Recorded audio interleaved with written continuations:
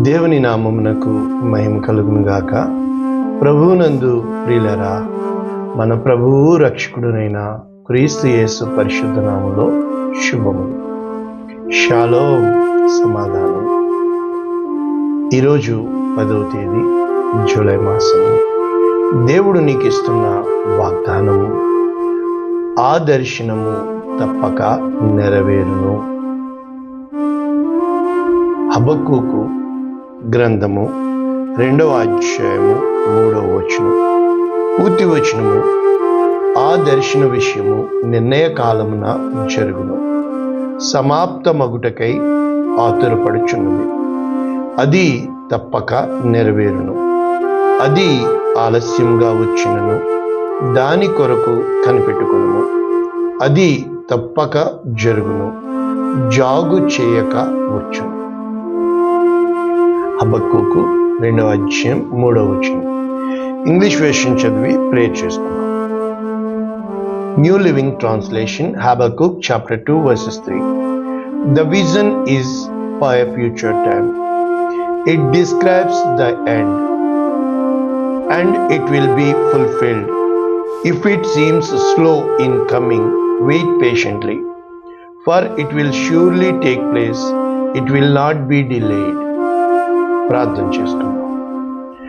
పరిశుద్ధుడా, ప్రేమ కలిగిన తండ్రి, కృప కలిగిన దేవా, నీ కృపగల కనికరం కలిగిన ప్రేమ కలిగిన హస్తాలకి వాక్యం వింటున్న వీరందరినీ అప్పగిస్తూ, నీ కృపా మహిమకు, నీ చిత్తానికి అప్పగిస్తూ, వీరిని నీ దర్శనములో, నీ చిత్తములో, నీ ప్రణాళికలో నడిపించమని యేసు శ్రేష్టమైన నామమున దీవించి వారి కుటుంబాలని, వారి చేతుల కష్టార్జితాన్ని అప్పగిస్తున్నాము తండ్రి.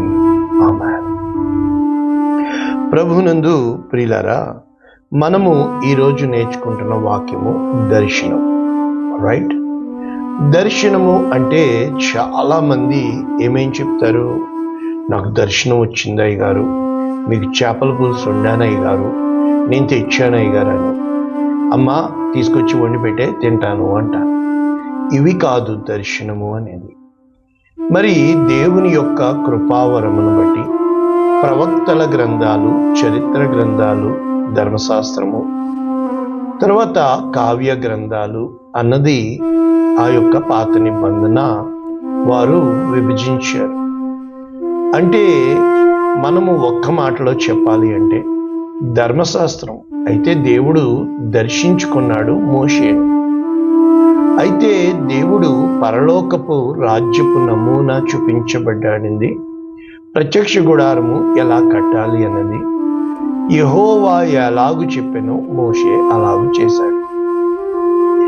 దేవుడు ఏ విధముగా నడిపించాలి అని అనుకున్నాడో ఇశ్రాయేలీలను ఆ విధంగా నడిపించాడు. రైట్? ఆ తర్వాత యెహోషువ గ్రంథం. అక్కడ మనకి దర్శనాలు లేకపోయినా కూడా మనము చూడగలుగుతున్నాము దేవుడు నడిపించిన విధానం. రైట్? ఇక అక్కడి నుంచి చూస్తే, మరి దేవోక్తి లేని ఎడ్ల జనులు కట్టి లేక తిరిగి నశించెదరు అని దేవుని వాక్యం సెలవిస్తుంది. దేవోక్తి, దాని ఇంగ్లీష్లో where there is no vision the people will perish. కనుక ఈ దర్శనముని ఇంగ్లీష్లో విజన్ అని కూడా అంటారు. విజన్ అని అంటే ఏంటంటే ఐసైట్. నీ యొక్క విజన్ ఆస్పెక్ట్ రేషియో అంటే ప్రభునందు ప్రియులరా, నీ కంటి చూపుని విజన్ అని అంటారు. ఇది బాహ్యపు చూపు, ద అవుట్ సైట్. అందుకనే పౌలు అంటాడు, we walk not by sight but by faith. అంటే మేము వెలిచూపును బట్టి మేము నడుచుకోము, కానీ విశ్వాసమును బట్టి అంటాడు. అంటే నీ ఇన్సైట్ అంటే ఈ విజన్లో 2 రకాలు ఉన్నాయి. ఒకటి కళ్ళ ముందు కనబడుతుంది. నీవు మనసులో ఏదైతే పెట్టుకున్నావో, నీ హృదయంలో దేన్నైతే ముద్రించుకున్నావో, ఆ దర్శనము వైపు నీవు అడుగులు వేయడము, అది ద రియల్ విజన్. కనుక ఇది మాట్లాడుతున్నారు ప్రస్తుతానికి. ద ఇన్సైట్ అంటే దేవుడు ప్రతి ఒక్క వ్యక్తి పట్ల ఒక దర్శనము కలిగి ఉన్నాడు, ఒక ప్రణాళిక కలిగి ఉన్నాడు. మనం అడగొచ్చు, అదేంటండి మరి దర్శనములో నేను లేనా? చాలా మంది అడుగుతారు. ఉన్నాం.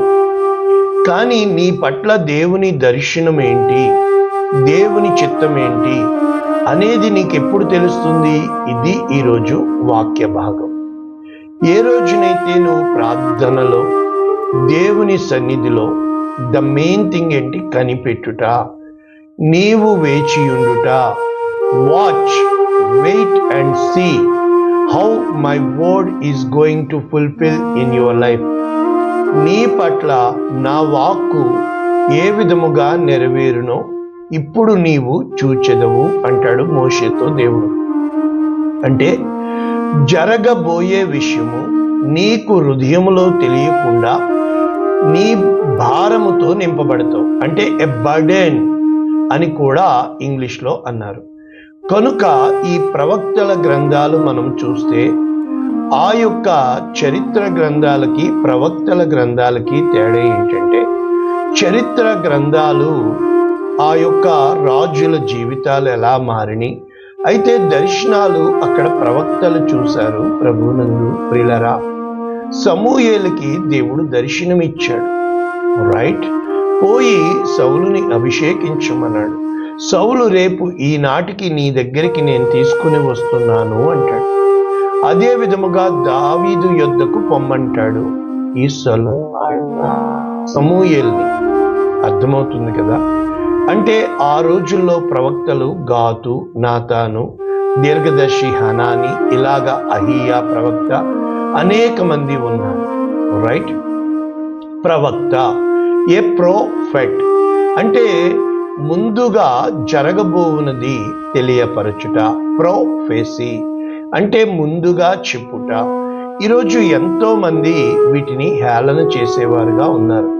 అయితే బైబిల్ ఖచ్చితముగా దర్శనం అనేది ఖచ్చితం.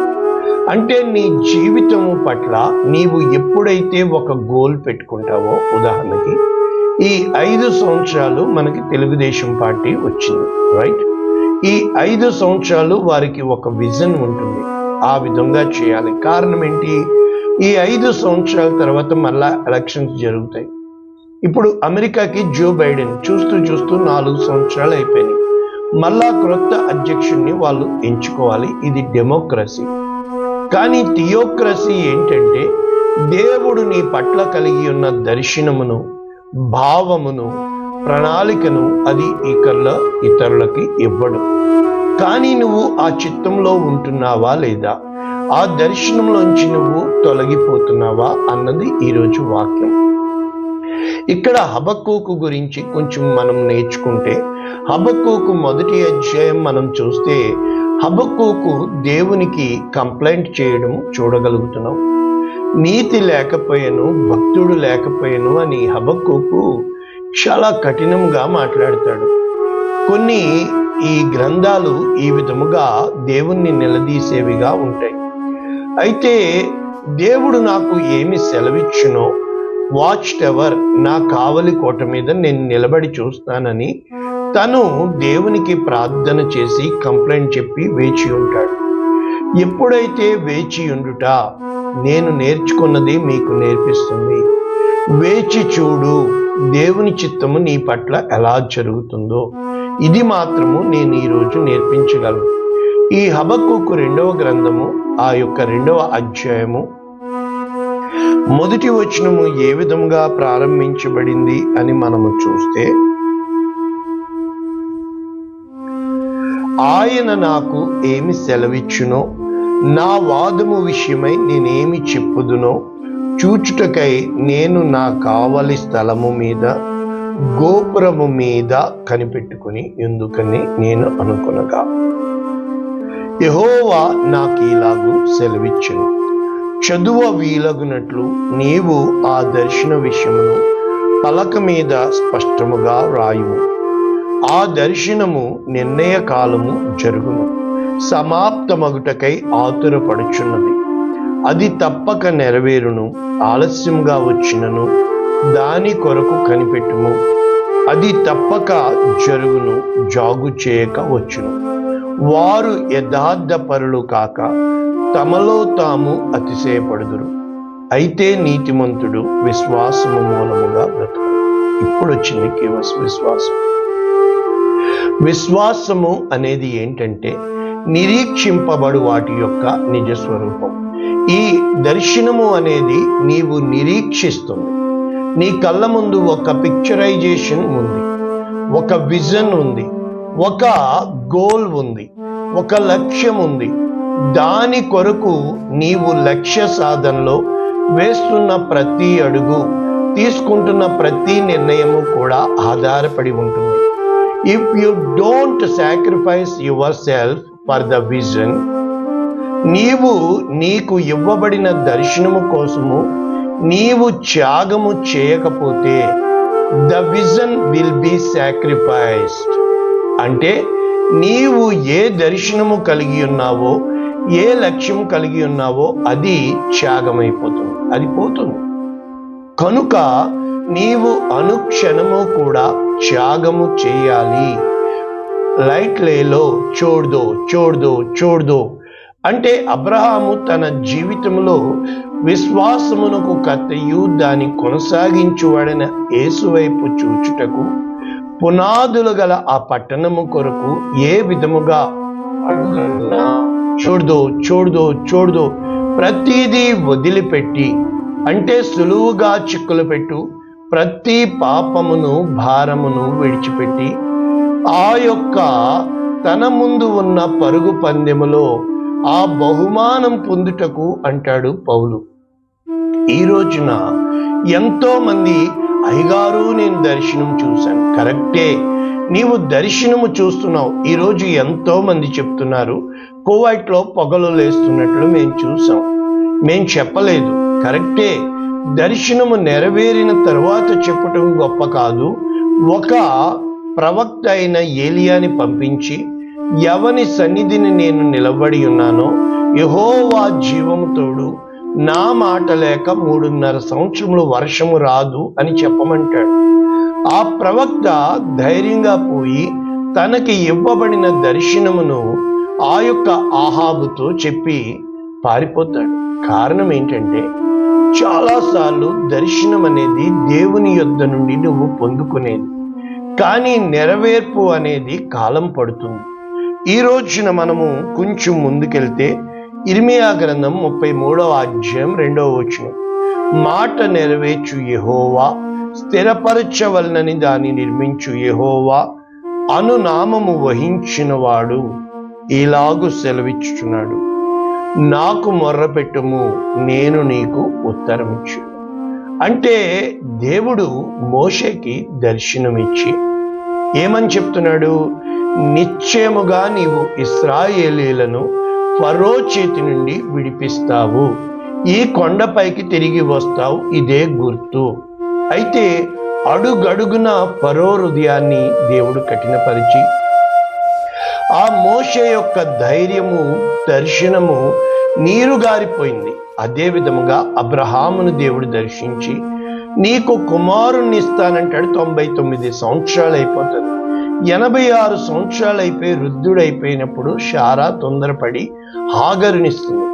అంటే ఈ దర్శనములో వెళుతున్నప్పుడు ఎండిపోయిన ఎముకల్లాగా the valley of dry bones, ఆ ఎముకల లోయలాగా నీ జీవితం నా జీవితం అయిపోతుంది. ఇంత స్పష్టముగా ధైర్యముగా నేను ఎందుకు చెప్పగలనంటే నేను దర్శనము కలిగి ఉన్నాను. చాలామంది ఈరోజు సంఘాలు పెడుతున్నారు, కానీ నీకు దర్శనము ఉందా? నీకు ప్రణాళిక ఉందా? నీవు ఏం చేయాలనుకుంటున్నావు? ఫలానా పాస్టర్ చెడ్డోడని నువ్వు సంఘం మొదలు పెడుతున్నావా? అలా కాదు సుమా. పాస్టర్ చెడ్డవాడు కావచ్చు, కానీ దేవుడు మంచివాడు. ఆ యొక్క ఉదాహరణకి యాకోబులో ఏ మంచి చూసి దేవుడు ఇశ్రాయేలుగా మార్చాడు? దేవుడు ఏ మంచి చూసి అబ్రహామును అబ్రహాముగా మార్చాడు? అంటే దేవుని వాక్యం చెప్తుంది, దేవుడు తన దర్శనమును నీ పట్ల నెరవేర్చాలి అంటే నీవు ఆయన చేతిలి పనిముట్టు కావాలి. ఉదాహరణకి స్క్రూ డ్రైవర్కి జ్ఞానం అవసరం లేదు, స్క్రూ డ్రైవర్కి ఏ పని చేయాలో చెప్పనవసరం లేదు. అయితే స్క్రూ డ్రైవర్ వాడుతున్న ఇంజనీర్కి స్క్రూ డ్రైవర్ని ఎలా వాడాలో తెలిసి ఉండాలి. ల్యాప్టాప్కి జ్ఞానం అవసరం లేదు. ల్యాప్టాప్ని వాడుతున్న ఆ యూజర్కి ఆ యొక్క who ever might be the user, వాడుతున్న వాడికి ఎలా వాడాలో తెలియాలి. కనుక అతని చేతిలో ఇమిడిపోవాలి. అర్థమైంది కదా?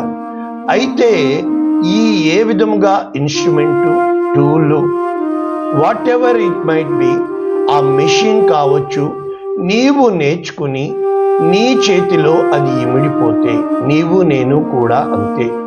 దేవుని చిత్తంలో ఇమిడిపోయినప్పుడు, దేవుని ప్రణాళికలో నిన్ను నేను అలవర్చుకున్నప్పుడు, దేవుడు నాకు ఈ కీడు చేశాడు అనకుండా దీన్ని బట్టి నేనేం చేయాలని అనుక్షణము దర్శనము కోసం నువ్వు ఎదురు చూసినప్పుడు దేవుని యొక్క వాక్యం చెప్తుంది, యెషయా 55:8, నా తలంపులు మీ తలంపుల వంటివి కావు, మీ త్రోవలు నా త్రోవల వంటివి కావు.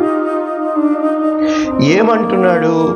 ఆకాశములు భూమికి పైన ఎంత ఎత్తుగా ఉన్నవో మీ మార్గముల కంటే నా మార్గములు, మీ తలంపుల కంటే నా తలంపులు అంత ఎత్తుగా.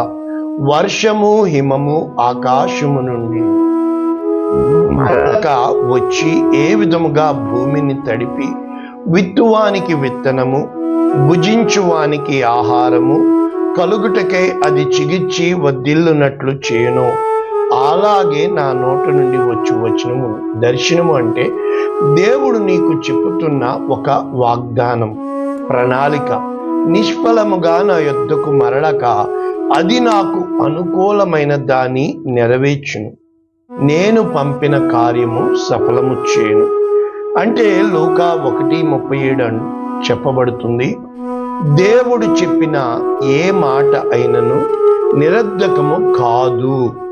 కాబట్టి ప్రభువునందు ప్రియులరా, చాలా మంది భ్రమపడుతూ ఉంటాం కదా. యోబు 33:14, దేవుడు ఒక్క మారే పలుకును, 2 మారులు పలుకును. ఇంగ్లీష్లో ఎలా ఉందంటే, God speaks to you speaks in another way also. అయితే మనుషులు అది కనిపెట్టరు. మంచము మీద కునుకు సమయమున, గాఢ నిద్ర పట్టునప్పుడు, కలలో, రాత్రి కలుగు స్వప్నములో, నరులు గర్విష్ఠులు కాకుండా చేయునట్లు, తాము తలచిన కార్యము వారు మానుకొన చేయునట్లు, గోతికి పోకుండా వారిని కాపాడునట్లు, కత్తి వలన నశింపకుండా వారి ప్రాణమును తప్పించినట్లు, ఆయన వారి చెవులను తెరవచేయును, వారి కొరకు ఉపదేశము సిద్ధపరచును. ఇదండి దర్శనం అంటే. అంటే అది కలలో కావచ్చు, స్వప్నంలో కావచ్చు. దర్శనము అంటే మెలకువగా ఉన్నా కూడా సౌలు ఆ యొక్క రథముల మీద లేకపోతే గుర్రముల మీద వెళ్ళిపోతున్నాడు. దేనికి? ఆ యొక్క దమస్కు మార్గములో అక్కడ ఉన్న క్రైస్తవులని చంపేయడానికి. అయితే ఆకాశము నుండి ఒక మెరుపు మెరిచి సౌలు కింద పడిపోయి నేల మీద, సౌలా సౌలా. ఇది పగటిపూట కలిగిన దర్శనం. అయితే సొలొమోను గిబియోనులో రాత్రి గడిపి అక్కడ బలులర్పించి ప్రార్థన చేసిన తర్వాత దేవుడు అర్ధరాత్రి నందు ఇచ్చిన దర్శనం. అంటే అది ఏ సమయంలో జరుగుతుందో మనకు తెలియదు. ప్రభునందు ప్రియమైన దేవుని బిడ్డ, నీకు తెలియని ఒక మెల్లనైన స్వరము, నీకు తెలియని ఒక గొప్ప సంగతి, ఈ దర్శన భావాలు నాకు అనేక సార్లు నేను జరిగి ఉన్నాను కనుక, పొందుకొని ఉన్నాను కనుక నాకు తెలుసు. ఒక పెద్ద స్క్రీన్ నీ కళ్ళ ముందు తెరవబడుతుంది, నీకు చూపించబడుతుంది. ముఖ్యంగా స్త్రీలు నాకు మెసేజ్లు పెడతారు కదా, కథ 5 నిమిషాలు సైతం పెడతారు. అయ్యగారు, నేను ఇంత గొప్ప దర్శనం, నిజంగా యెషయా గ్రంథం అనుకుంటాను నేను, 66 అధ్యాయాలు, ఎన్ని భావాలు, దర్శనము దేవుడు చూపించాడు కదా యెషయాకి. వారు ఏ విధముగా రాసి ఉంటారు కదా. అంటే ప్రభువునందు ప్రియమైన దేవుని బిడ్డ, ఈరోజు కూడా దర్శనం ఉంది, అది సత్యం. అయితే అది నీ జీవితము గూర్చిన సత్యం, దర్శనం. 2, నీ కుటుంబము, నీ యొక్క చుట్టూ ఉన్న గ్రామం కొరకు దర్శనం.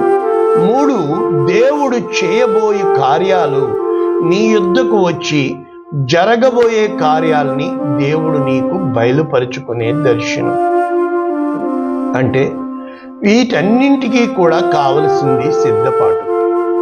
రెండవది వేచియుండుట, మూడవది గ్రహించుట. ఈ మూడు ఎసెన్స్గా నీకు ఉన్నప్పుడు, ఒకటి సిద్ధపాటు, దేవుని యొక్క సమయము కొరకు ఎదురు చూచుట. రెండు, కనిపెట్టుట, నిర్ణయ కాలము కొరకు నీకు ఇవ్వబడిన దర్శనములో నీవు తప్పిపోకుండా. ఒక మాట చెప్తాను, ఇప్పుడు క్రికెట్ ఆడుతున్నాం, వాడు గట్టిగా కొట్టాడు, అక్కడ రింగ్ ఉంటుంది, రింగు బయటికి వెళ్ళి పట్టుకున్నా కూడా అది సిక్సర్ అవుతుంది, వెనక్కి వేసినా కూడా 4 అయిపోయింది, నువ్వేమీ చేయలేవు. కారణం ఏంటి? అది రింగు బయటికి వెళ్ళిపోయింది. నువ్వు కబడ్డీ ఆడుతున్నావు, ఆ గోల్లో ఉన్నంతసేపు నీవు ఆటలో ఉండగలవు. ఒక్కసారి గోల్ అంటే ఆ కోర్టు బయటకు వచ్చావు అనుకో, నీవు అవుట్ అయిపోయినట్టు అర్థం, నిన్ను పక్కన పెడతారు. అదే విధముగా చాలాసార్లు మనం ఎంతో మంది దైవజనులను తీసుకొస్తూ ఉంటాడు. ఒక సంఘంలో ఉంటాం, కానీ నువ్వేం చేస్తావు? నీ భావోద్రేకాలను బట్టి, మనోభావాలను బట్టి, నీ యొక్క టెంపరామెంట్స్ని బట్టి, నీ భావావేశం బట్టి నువ్వు వాళ్ళలో నీకు అవకాశం ఇస్తూ ఉంటాడు. నేను పెట్టిన చోట నువ్వు ఉండాలి, నేను నిలబెట్టే స్థలములో నీవు ఉండాలి. ఏలియాతో అడుగుతున్నాడు, నువ్వు ఇక్కడ ఏం చేస్తున్నావు? కయీనుతో అడుగుతాడు, మీ తమ్ముడు ఎక్కడ? ఆదాముతో అడుగుతాడు, నీవు ఎక్కడ? అంటే ఆదాము దర్శనం తప్పిపోయాడు, ఏలియా దర్శనంలోంచి పారిపోయాడు. అబ్రహాముని అడుగుతాడు, నీ భార్య ఎక్కడ? దేవుడు అబ్రహామును వెతుక్కుంటూ రాలా, భార్యని దీవించడానికి వచ్చాడు. అంటే ప్రభునందు ప్రియులరా, దేవుడు పెట్టిన స్థలములో అది కఠినమైనా కూడా నీవు ఉండాలా. అంటే నీవు నేను ఎన్నో కలలు కంటున్నాం, ఎన్నో ఆశలు పెట్టుకుంటున్నాం, ఎన్నో తపనలు కలిగి ఉన్నాం.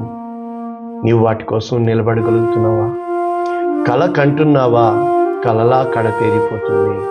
అయితే దర్శనం నీకుందా?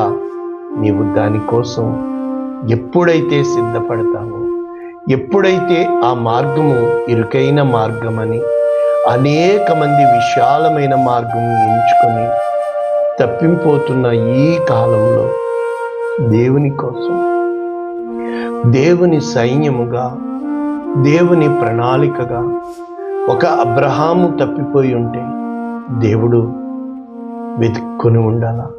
ఇస్సాకు, యాకోబు, ఈ రోజున ఒక దావీదు, దానియేలు.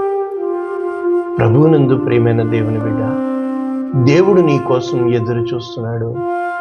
ఆయన నీ పట్ల ప్రణాళిక కలిగి ఉన్నాడు, దర్శనము కలిగి ఉన్నాడు. నీవు ఈ లోకంలో బిజీ అయిపోతున్న నీవు ఒక్కసారి నన్ను చూసి ధైర్యం తెచ్చుకో. కువైట్ దేశంలో 14 సంవత్సరాలుగా నేను సేవ చేస్తూ, ఆయా ఒడిదుడుకుల గుండా వెళుతూ, నిందలు అవమానముల గుండా వెళుతూ, ఈ రోజున నీకు నేను ధైర్యంగా, నా దేవుడు సజీవుడు, యోబు చెప్తాడు, నిత్యముగా ఆయన నా కోసం వస్తాడు అని చెప్పి 19:25లో ఈరోజు నీ విమోచకుడు సజీవుడని, your redeemer lives and you will see him. కనుక దేవుని వాక్యం సత్యం, దేవుని దర్శనం ఏంటి, నీ పట్ల ప్రణాళిక ఏంటి, ఇప్పుడైనా అడిగి ఉపవాసం ఉండి ప్రార్థన చేసి దేవుని తట్టు చూడగలుగుతున్నావా? దేవుడు ఈ వాక్యమును నీకు నాకు దీవించి ఆశీర్వదించి, మన బిడ్డల పట్ల మనము ఆశ కలిగి ఉన్నాము, దేవుడు నీ పట్ల ఆశ కలిగి ఉన్నాడు. ఈ వాక్యము దేవుడు మన వినికిడిలో దీవించునుగాక. ఆమేన్.